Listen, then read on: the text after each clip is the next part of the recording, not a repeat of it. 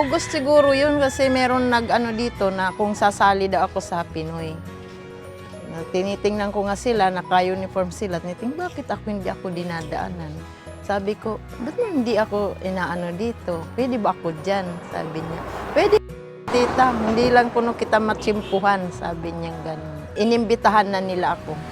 Kaya ako gustong-gustong mag-attend, yung inaano ko lang talaga, yung inaalam yung sa gamit ng cash flow, kung paano ko makukuha ang porsyento sa pagtitinda ko.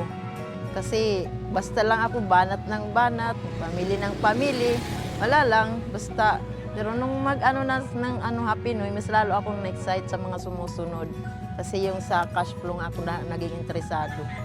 Kasi nung hindi pa ako naglilista, malakas ang kupit. Sige lang ng sige. Ayun, nung gumamit na ako ng cash flow, na-control ko na. Malaking naitulong sa akin yan.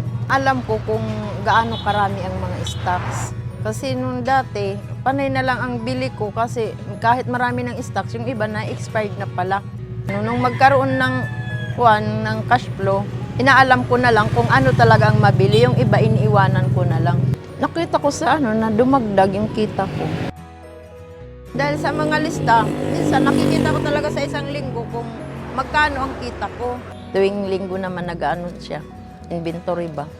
Ikita ko kung paano ko tumubo,